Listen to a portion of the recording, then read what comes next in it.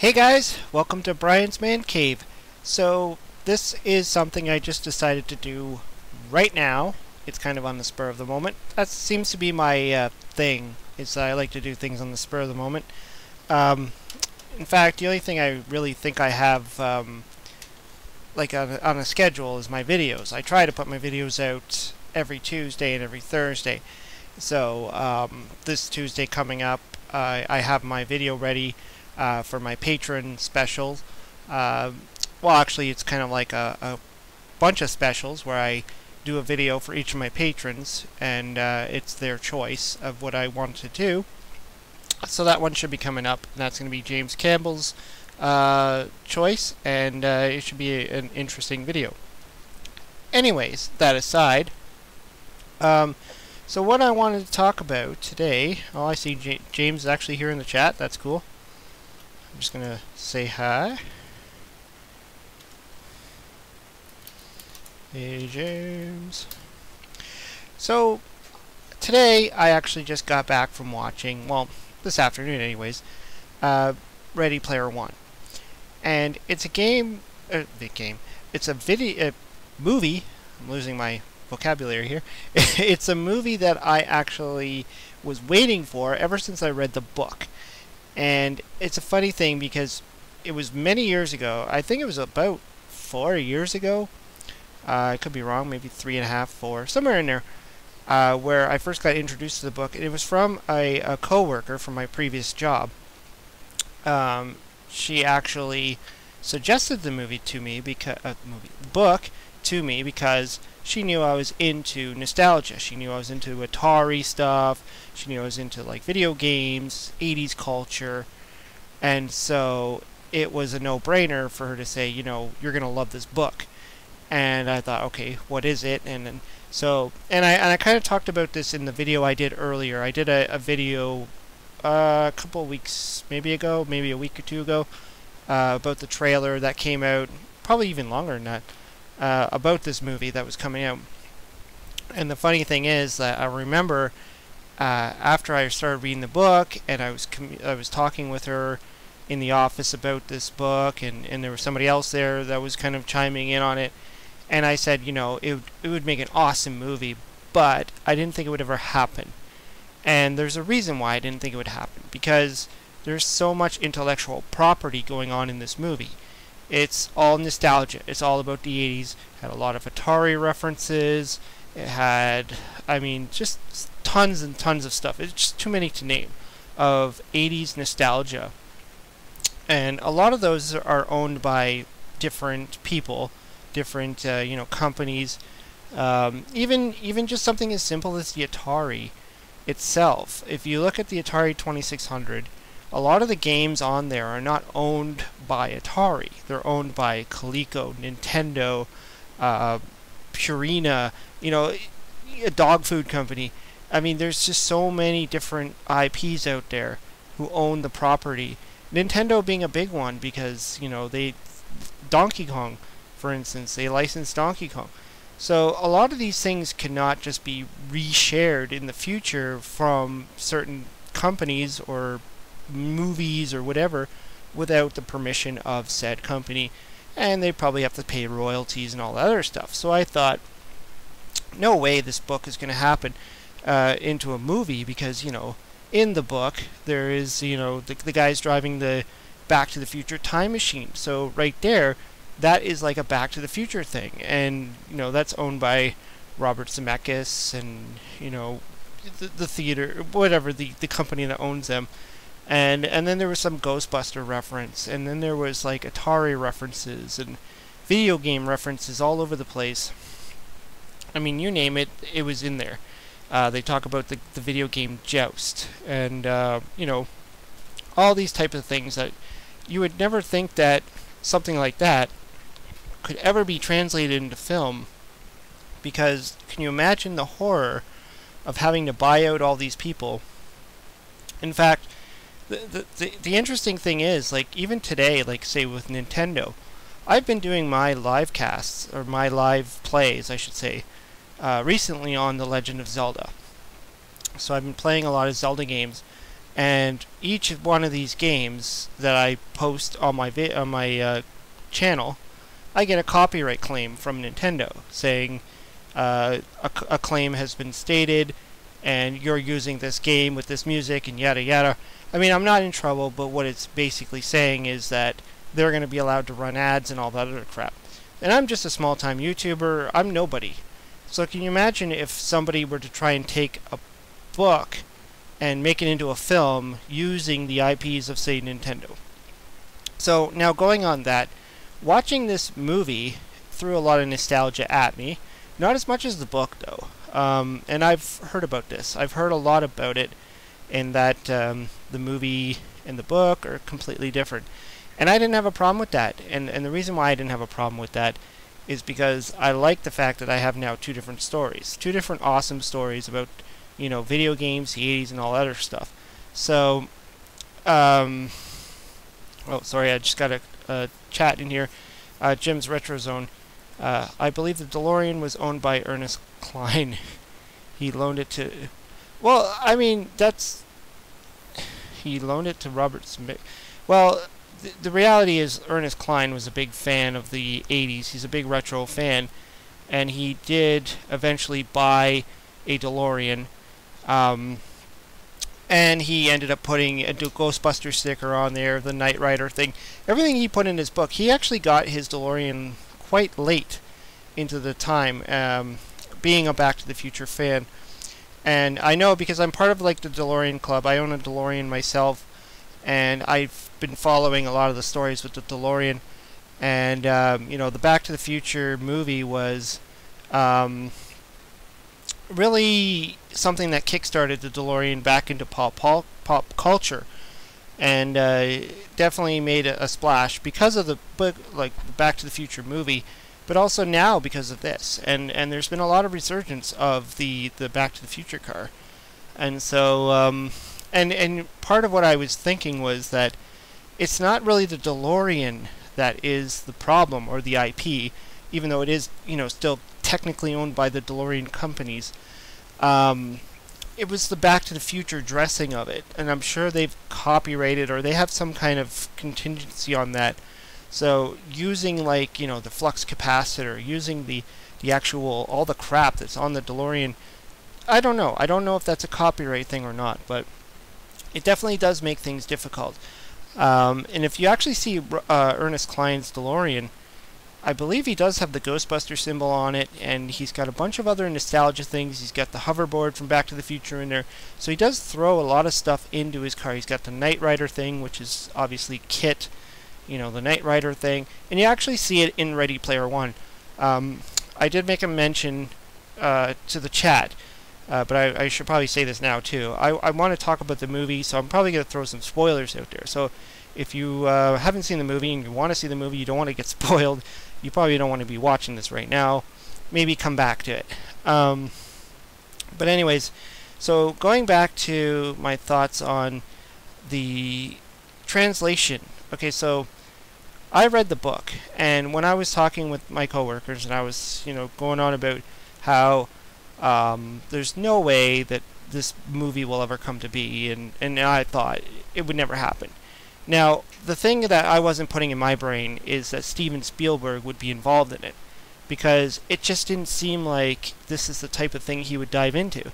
I don't know why. Like, I thought, you know, this could have just been a small book that nobody would ever read. You know, I didn't know. I just got the book and I read it.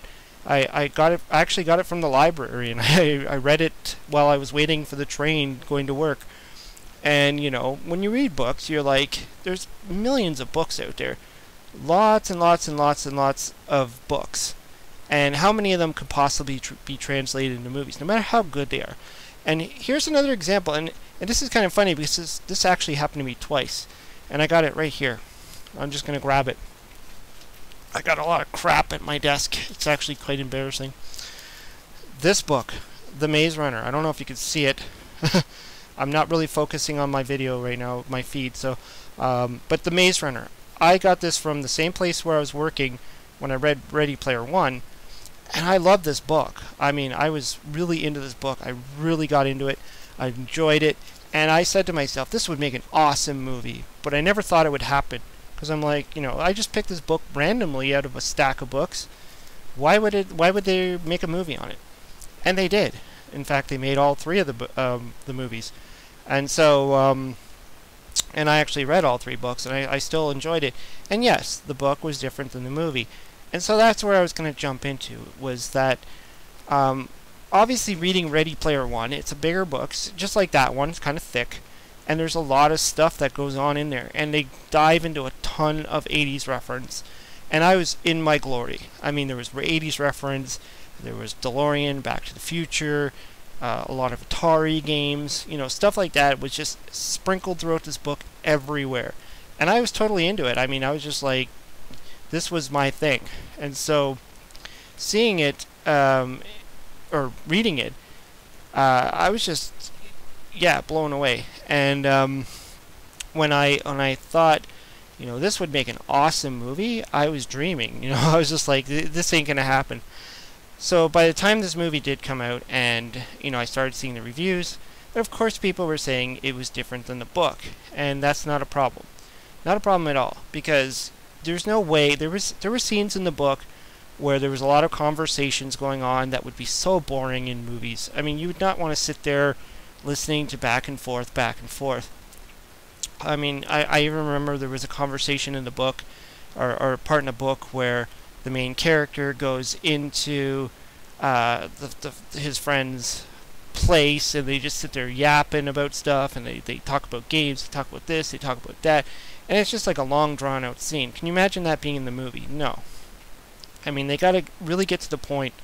What they got right, though, and I was actually quite surprised at, because it was exactly what I pictured in my brain when I was reading it, was the stacks. In the very beginning, if you've read the book, the way they talk about the stacks is pretty much how they portray it in the movie. So I was kind of blown away by that. I'm like, everything in there, the way he went into his van. I mean, they cut out a little bit of things, like his abilities of, how he can work on computers and fix laptops and all that other stuff. Like, they left all that out. But that was just small details that nobody would really care about. But you do see the goggles, you do see him diving into the oasis, and they kind of jump right into the story. I mean, they kind of jump right into the fact that the creator of the oasis, and that's the virtual world that everybody lives in, has died. And pretty much puts out this video saying, hey, I created an Easter egg, which is, talk for, there's a special little hidden thing in this game that nobody knew about. You almost have to stumble upon it. Now, I kind of had a problem with that, because with Easter eggs, they're not really meant to be originally found. Like, they didn't create these Easter eggs and then advertise that there's an Easter egg, go find it. So it's kind of different. An Easter egg is usually something that like they point out adventure for the Atari. The developer put it in there hoping that people would stumble upon it, and if they didn't, whatever. This was more or less a contest that was hidden in the game, not so much an Easter egg. But I like how they used that kind of concept of it's an Easter egg. It was hidden, people didn't know about it. Possibly somebody could have stumbled upon some of the keys and what is going on here. But it almost seems like it got initiated when he died. So, kind of weird. I mean, there was a few things that I found was weird. The contest. Now, this was the same as in the book. So in the book, he, Parsvel, I think his name is, actually stumbles upon the first key. Like, he decodes the message, the, what do you call it? It's not really a message, but he kind of, the guy that died, the creator, I forget his name, he actually comes out and says, here's a clue and stuff, and so Parsvel actually figures it out. And they do it differently. I believe all three contests were different. I'm trying to go back to when I read the book. It was many years ago. But I don't think the contests were the same in the book. I could be wrong. Oh yes, in the chat, Rex Warden is saying Warren Robinette. Yes, that's the name of the creator for Adventure, which is the game that they highlight in the movie. Now, what was I going to say? So the three contests that you have to do, so you have to win the 3 keys. I think they're a little bit different, but in the movie it's cool because the first contest is actually a race, and it's a car race. And the best part is that Parsval, I'm probably saying his name wrong, is driving a Back to the Future car. And that to me was just enough. Like, I just was like, oh my god, watching that, just seeing the Back to the Future car come back to life in the movie was just amazing. Because frankly, we don't have too many movies in the past about it. Like, literally, it shows up from time to time, very, very, very small. Like, if you watch the movie A Thousand Ways to Die in the West, it was a comedy by Seth MacFarlane, the guy that created Family Guy. He did a live-action movie about the Western and how to, Thousand Ways You Can Die in the West. It's kind of a spoof comedy. There's a little tiny scene where you see Doc in there with his time machine, and it's kind of an homage to Back to the Future 3 when they go back to the Wild West. But I mean, other than that, you don't really see too much of the Back to the Future time machine in too many movies. I can't even think of any right now other than this one. So it's cool that they brought that into there. And obviously Ernest Cline loves the car. That's why he bought one. That's why he's, if you've ever seen the movie, it's not really a movie, it's a documentary, what was it called? Atari Game Over. Ernest Cline, the author of this book, appears in the movie driving the DeLorean that he bought. So that's pretty cool. And if you buy the book, in the foreword, I believe, there's a picture of him in his DeLorean. In fact, that's one of the memories I got when I first grabbed the book out of at the library, and I opened it up and I saw the picture of him in his DeLorean. I was just like, awesome. I'm going to love this book. So, yeah, I mean, it was just... So from that point, I was just like, okay, so they obviously had to change the movie, because I understand that. Every movie that's based on a book has to have some kind of difference to it, because there's just parts that aren't going to translate.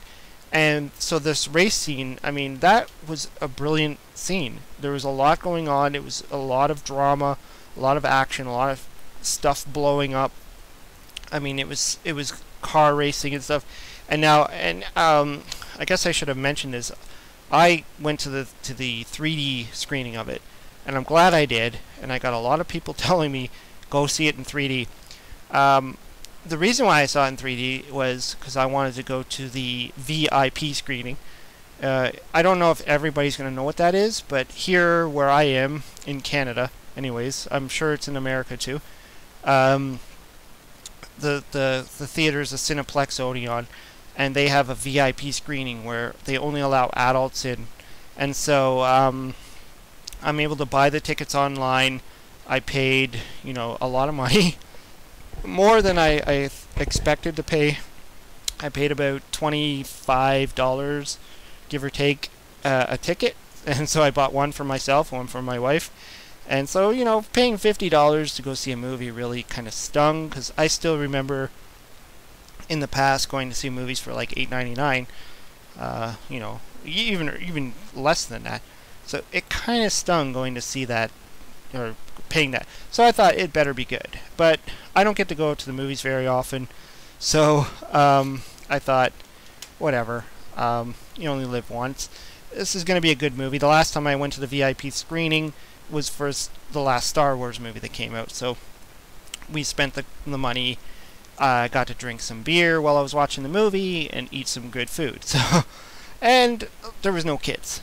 But anyways, going back to what I was saying, that the first race scene was really great in 3D, because you could see like the action, you could see the crap being thrown at you. There's a scene with King Kong in there, and he like jumps off the building and he smashes things and it comes flying at you. So if you're going to see this in theater, if you're going to see this now, I definitely definitely recommend it in 3D. I know some people don't like 3D. That's fine, but it's got a lot of that stuff coming at you. Now, this is just the action scene in the first sequence where he's got to go for the first key, and of course he has to solve it. And he literally goes and figures out the trick by tapping into a lot of video footage of the creator. Now, this is something that I don't believe was in the book. I don't remember it being in the book. But he goes into an archive where he gets to see all of the dream or thoughts or pictures or video footage, nanny cams of anything that the creator has seen. And I don't know, I'm not remembering his name, but it's not coming to my brain right now. But the creator of this oasis, and so he keeps remembering this phrase about, you know, going back in the past and making mistakes and all this other stuff. He just kind of remembers it, so he's able to go back, and that's how he solves his first clue, and realizes he has to run the race backwards. Now, I thought that that was interesting. The one thing that I kept thinking about, I know that probably most people wouldn't even think about this, but owning a DeLorean myself, I know the car is not that fast. But in the movie, they make it seem like it's a race car. So that was just one of the things that was kind of nagging at me. But then again, it's in a virtual world, so he's able to create this thing any way he wants. I'm sure he just put in whatever kind of engine he wanted to make it fast, and you know. But in reality, from experience driving a DeLorean, you don't smoke anybody at a red light, okay? Or I should say a green light. You know, I got Honda Civics that will fly past me and stuff like that. I mean, the car is a 5-speed manual transmission, but it's only got about 150 horsepower V6 engine. Not the fastest thing in the world, and so to see the car like in a race like that, it is kind of comical for me. But that's just the nitty-gritties, and I don't think it matters. It's more for show anyways, right? Because these aren't real cars, it's virtual. So, but they did show other cars. Like they did show the classic Batmobile from the 1960s Batman movie, which I really thought was cool. They showed, I believe they showed the what was it? The one that Burt Reynolds drove in oh crap. What was that movie? But yeah, the black Trans Am. They show that, and you know, there was some obvious things missing. I was really hoping to see some Ghostbusters, like the Ghostbusters car, but they didn't really. I don't think they showed it. This was one of the problems that I kind of had, was there's so much going on in so many scenes where there's so many things happening at once. You almost had to like do this where you're like, oh, I recognize that, I recognize this, I recognize that. And I think it's one of those movies you almost have to watch it several times over again. Yes, Smokey and the Bandit. Thanks, Rex. My brain's just gone. But yes, Smokey and the Bandit. The black Trans Am. One of the characters does drive that. But I've noticed like there was a few things absent. And probably because of what I was talking about earlier, the IP, the copyright thing. You know, maybe getting the Ghostbusters stuff in there wouldn't have been so good. But I did see RoboCop. Now that was kind of cool. It was very short, very, very short. And it kind of reminded me of an older movie. If you've ever seen the movie The Indian in the Cupboard, it's going back. Probably the 90s, probably the 80s. I don't remember. There was a scene where he, if you don't know what the movie is, it's a kid who puts toys in a cupboard and then they all come to life. And so there's a scene where RoboCop's in there for like 2 seconds. And it kind of reminded me of that. It's just like a small little clip of there's RoboCop and then he's gone. You don't see him again. You see Freddy Krueger, one of my favorite horror villains. Again, very, very short snippet. He literally gets killed, like within seconds of you seeing him, he gets blown away. You see Batman, which kind of looks like the Michael Keaton Batman. There's a scene where you see the Ninja Turtles, but it's not the classic Ninja Turtles. It's the rebooted Ninja Turtles that we got in, what was 2014? Those, you know, the new Ninja Turtle movie. So you see them. You see Donatello, I think Leonardo. I only really recognized Donatello because he had the silly glasses thing on. The one thing that I kind of was sad that I didn't get to see, or they didn't show, and I kind of understand why, is I didn't see any Transformers. Now I could be wrong. Maybe they were there, and you know, and like I said, there were so many characters going on, so much happening, but I didn't see them. I didn't notice them. And if you're gonna do a movie about the 80s, the Transformers, in my world, was the 80s. I mean, I lived the Transformers, and I still love the Transformers. So I was expecting to see, so like the main thing in this movie is that you could be anything you want. You can pick an avatar, you can be that avatar. So you want to be this guy or that guy or whatever, you can be it. You know, they have the Iron Giant in there, which was a movie that came out a while ago.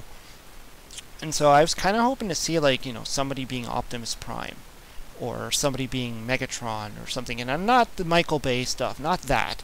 The real Optimus Prime, the real Megatron. That was what I was hoping to see. But I bet that it probably has to do with either Hasbro, Michael Bay, or some other thing, you know, that they could not get it in the movie. Probably because of the Michael Bay thing. He probably owns all the rights to Transformers, and so there's no way he was going to allow that in there. It's unfortunate because to me it was a big part of the 80s, and it was absent from the film. Even things like G.I. Joe, I didn't see anything. But there was like a Gundam Warrior. I wasn't really into that. There was a Mecha Godzilla near the end, which was cool. What else was in there? There was so many things. It was almost hard to keep up with it. Even small references. There was and you got to look for them. There was a scene where the main character, you can see him a few times, and he's got the Thundercats logo on his belt buckle, which was cool. And in his real life form, he's got the visor and the headset, and you could see the Greatest American Hero, which was one of my favorite shows when I was a kid. In fact, I still don't have the DVD box set of that, but one day I should pick it up. It was like, it's your basic 80s type of sitcom show. I don't know what else, like, there was just too many things going on though. And that was one of my problems too. It was so much. It was so much for the eyes to see. You have to watch this movie more than once. I'm not going to do that. Let me rephrase that. I'm not going to go back to the theater and watch it again because I'm not rich. But I'm definitely going to have to see this again. I'll probably end up buying it when it comes out on DVD. So moving on to the next, whatever the thing that he has to complete to get the second key. So as I was saying earlier, to get the third, or to get the Easter egg, you had to get 3 keys. So he gets the first key through the race. The second key, they dive into movies. So I thought that's pretty cool. You know, I mean, 80s pop culture to me is pretty much what I display on my channel. I talk about video games, I talk about movies, and I talk about toys. So the second kind of quest that he has to go on, or that everybody has to go on anyways, is movies. And it turns out to be the one movie they zero in is The Shining, which I thought was a little unusual because there's so many good movies from the 80s. Why The Shining? I don't know. I think they thought it would be comical. I don't even know if that was even in the book. I'm trying to remember. I'm trying to stretch my brain. I don't have the book, unfortunately. I borrowed it from the library. I really do have to buy myself the book again. But, well, not again, but I need to buy it. But anyways, yeah, so I was thinking, you know, The Shining was an unusual choice. Like, was that even in the 80s, or was that 70s? Stanley Kubrick. But they do make a lot of good points in it where they're like, you know, if you're going to go into this book, you better be, you know, you better not have a weak stomach, which I thought was kind of funny. And the amazing thing is, when they go into it, they're actually in The Shining. Like, they're actually in the setting. And I thought that that was a great touch. I mean, I was just like blown away by that. Like, they obviously had to recreate The Shining to bring them in there. You don't see Jack Nicholson, unfortunately. You do see the naked lady in the bathtub, which was kind of an odd choice. And then they started throwing in zombies, and they kind of mixed it all up, and they kind of screwed it all up a bit. And they worked the story into this, where the creator of the game, the Oasis, is throwing his personal life into it. And this is where you need to understand the creator, and this is where they decipher what he's talking about, and this is how they figure out. And by they, there's multiple characters. I don't know if I've talked about this, but there's about 5 characters in this movie, and they all get to know each other online. They're all friends online. One of them actually becomes a friend a little bit later into this, or a little bit into the story, and you find out that the main character is obviously infatuated with her. He's been following her for a long time. Not following her, but following what she's been doing, her Twitch channel and all that other stuff. And so when he recognizes her, he gets involved in her. Now, this is what I'm going to move into the next part of what I thought about this movie. And I loved how they transitioned between the reality and the virtual. And this was a part that I liked about the book. When I was reading the book, that was probably my favorite part, was how he weaved in and out of the first of the, being in the reality, being in the real world, and it's kind of a dystopic type of world. Everything's run down. You're in the future. It's like 2044, and it's not a very pleasant place to be. It's not a very pleasant place to live in. So there's a reason for people to go online, and perhaps people going online was what brought this world down in the first place. Everybody's online, everybody's virtual, nobody gives a crap about the real world, so it falls apart.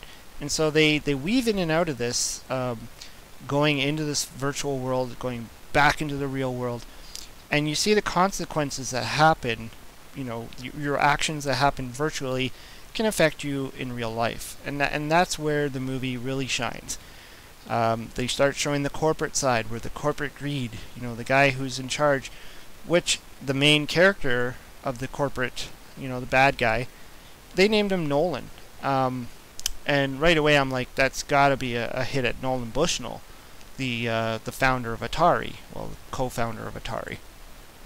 But they also make a lot of kind of hidden references to Steve Jobs and Steve Wozniak, which I believe were intentional, obviously. They show you in the movie, the Steve Wozniak character is actually swiped around to be he's the guy who ends up in charge, whereas in real life Steve Wozniak walked away from Apple. They kind of, moved away from Apple. They kind of changed that bit of it, but they did keep true to the idea that Wozniak was the intelligence behind it, whereas Steve Jobs was the brand behind it. So they kind of go into that, and you can, if you know anything about Steve Jobs, Steve Wozniak, the creation of Apple and all this stuff, you'll see the references, you'll notice them. And same thing with this, with the Nolan Bushnell. Nolan Bushnell created Atari. Atari started the whole video game revolution that we know it, and kind of the downfall and all that stuff. Now, I know Nolan himself kind of stepped out of Atari for a bit, and a lot of the crap that happened afterwards wasn't really because of him. But, I mean, they kind of show this. They kind of represent this in the movie. And there was a lot of, little things that they would sprinkle in there that if you were not really familiar with, you wouldn't get it. One of the scenes I actually... afterwards, I asked my wife, I'm like, did you notice this one scene? And she didn't notice it.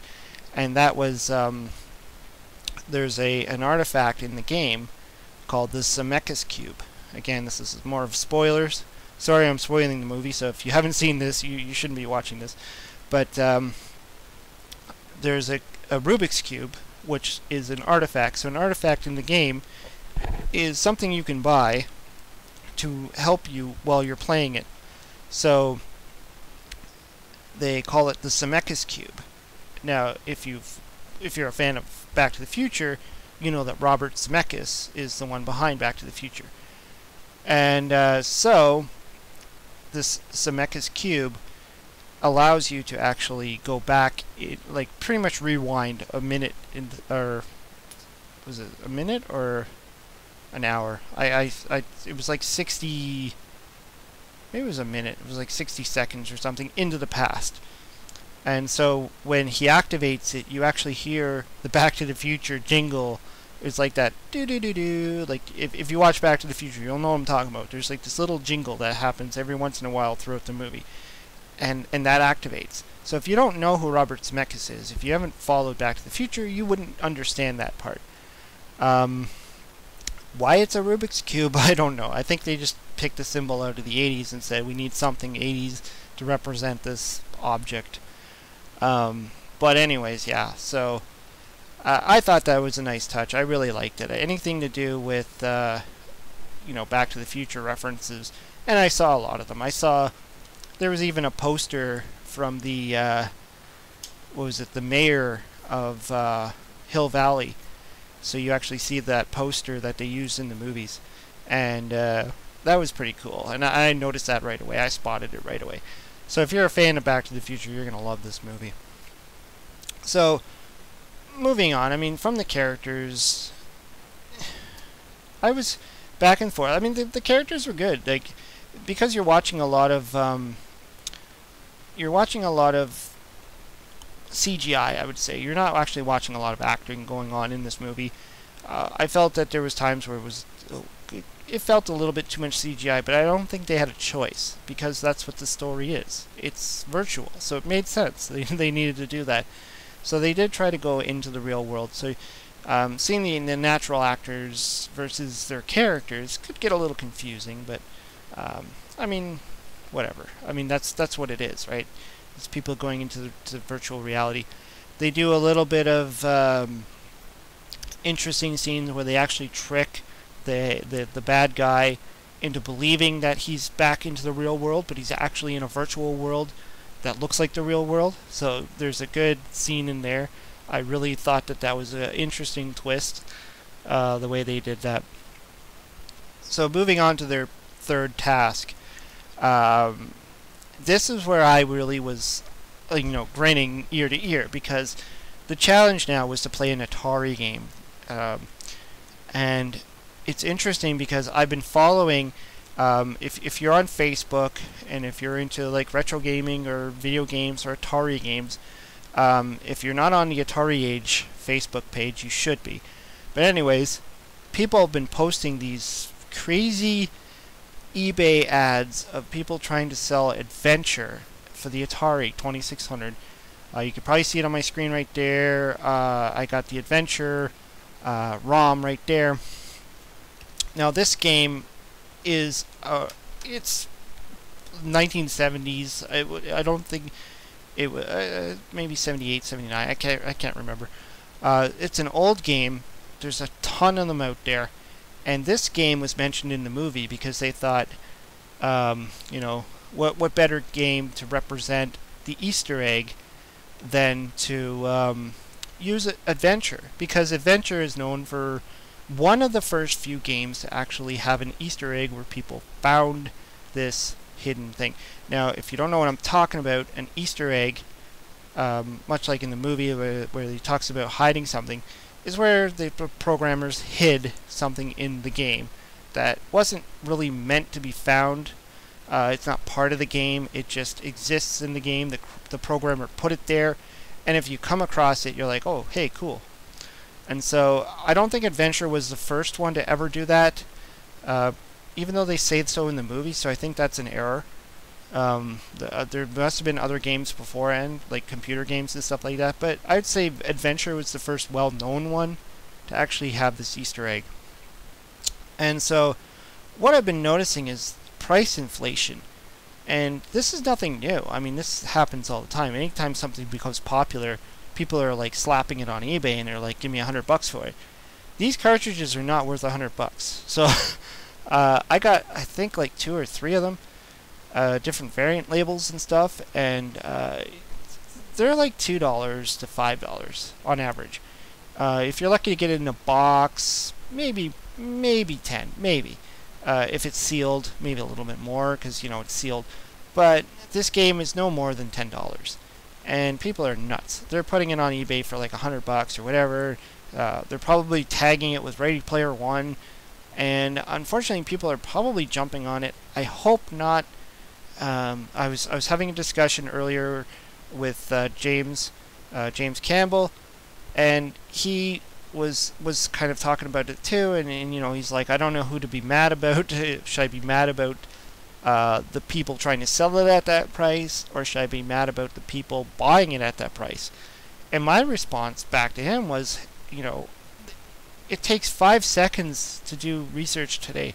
There's no excuse for you getting ripped off. I mean, you can look at something on eBay and say, hey, this is $100. Do a search for it, and if every other post comes up saying it's $100 or more, okay, maybe it's $100. But if you hit like 5 or 6 posts of people selling it for $2, don't you clue in that that's not a $100 game? Even just doing some research on it, you would know that it was a common game. But that out of the way, I was going to kind of show it off, but I'm not too good at this game. But this is Adventure on the Atari, so hopefully you're able to see it. I like to call it one of the first Zelda games, because it is a game where you kind of go into this, you know, you're kind of wandering around, you're picking up items. And so this is what they show in the movie as being the game that they have to beat. And again, they throw in a nice twist, because the people trying to win the contest are trying to beat the game.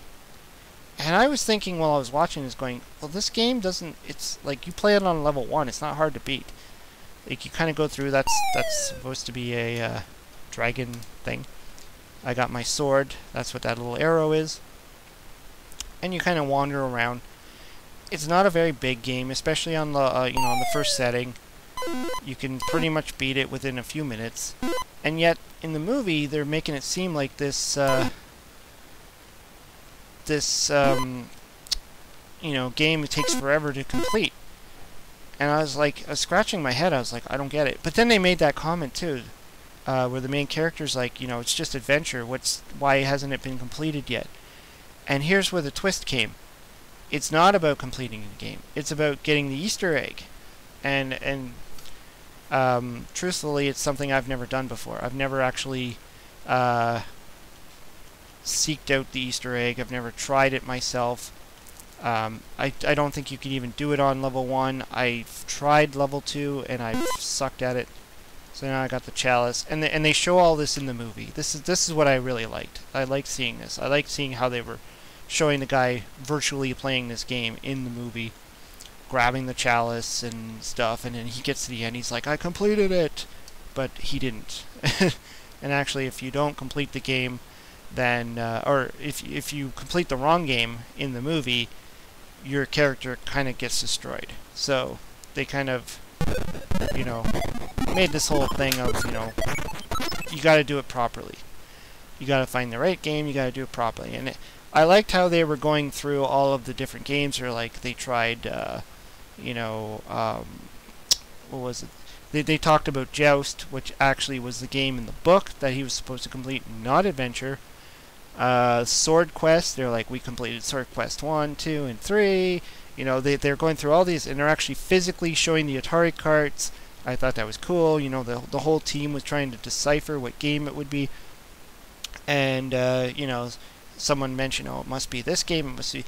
And, you know, eventually they got to the point where it's got to be Joust because of the Easter egg. Now, here's my gripe.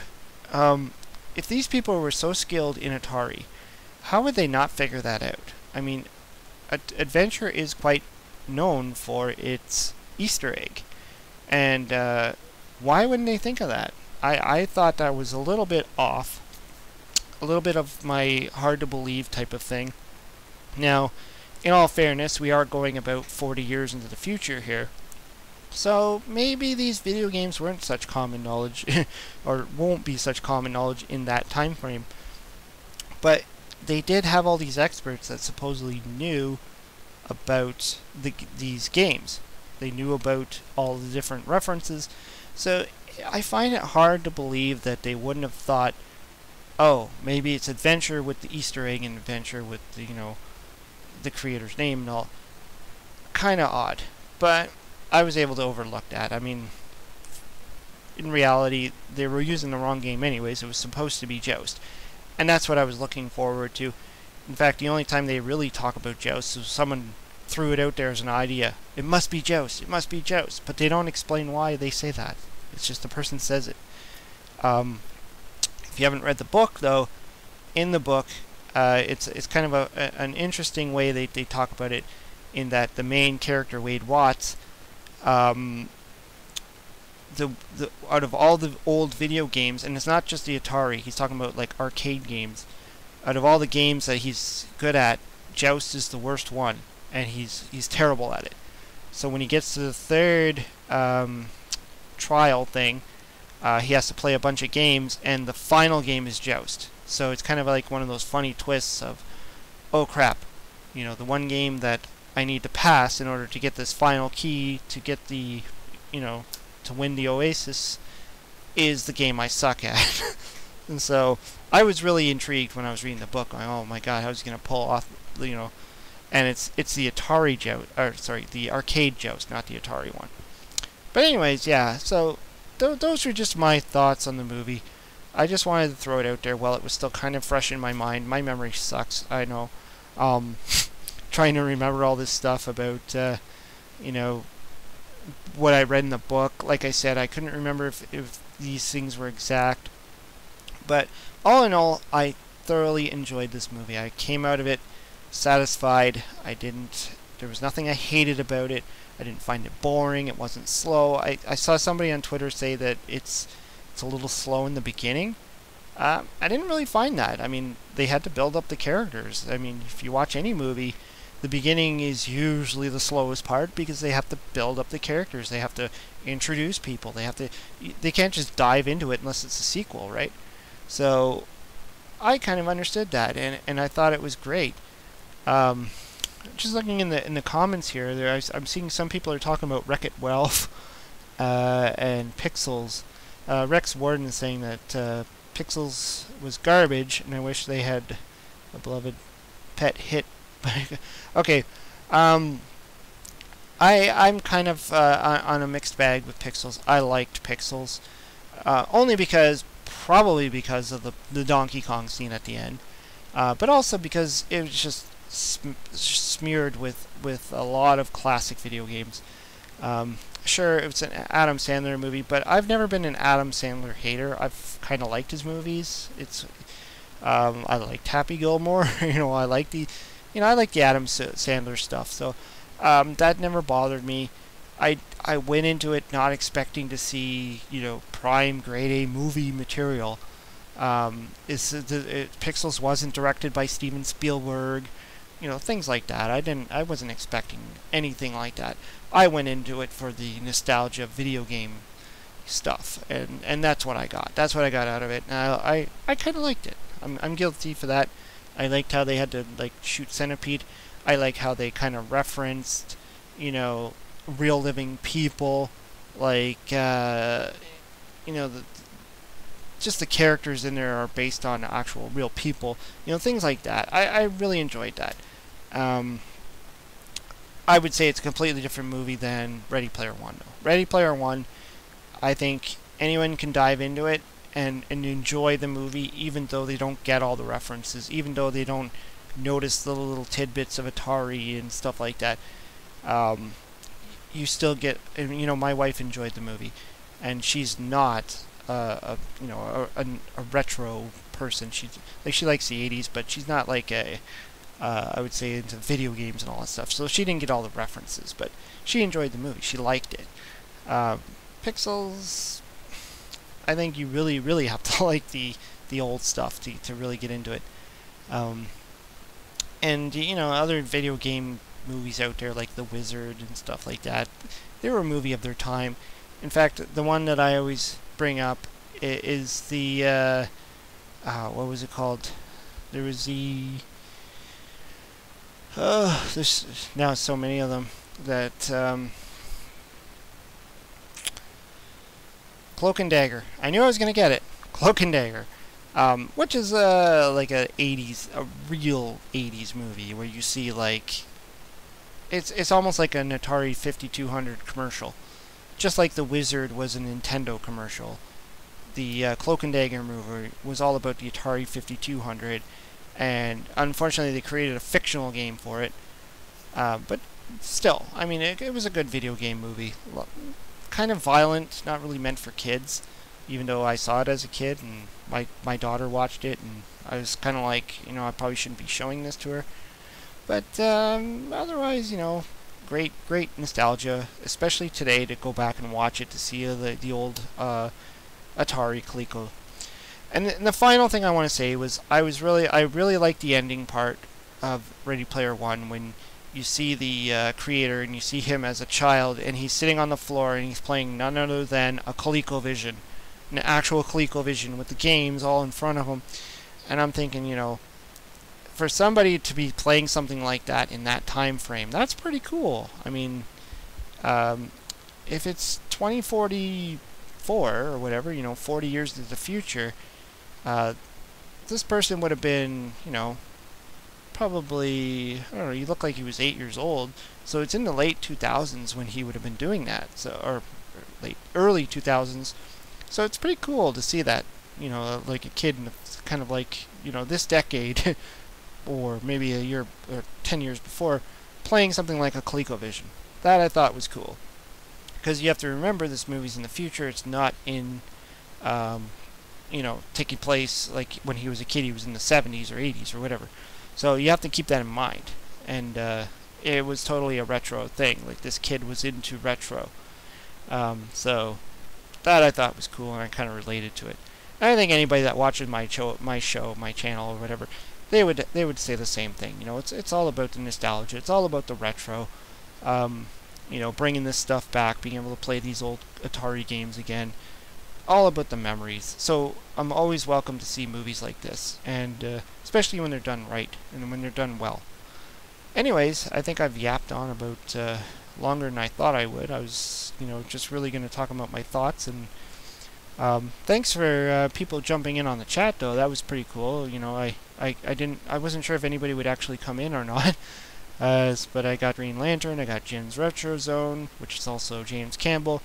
His channel's about to be really launched soon, so watch out for him if you haven't. If you haven't subscribed to Jim's Retro Zone, get over there, hit that subscribe button.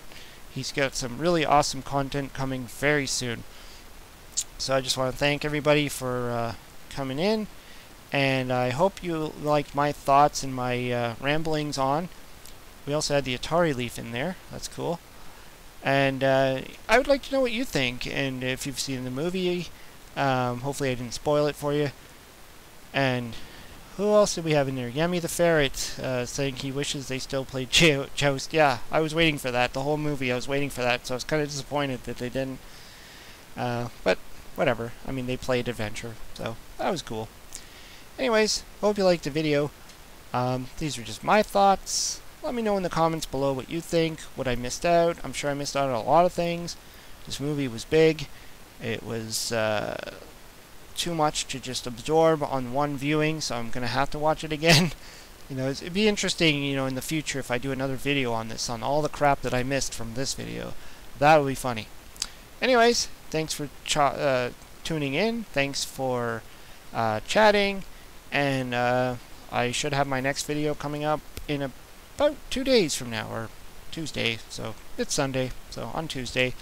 And it's going to be my video for James. Anyways, thanks for stopping by, and I'll be shutting her down.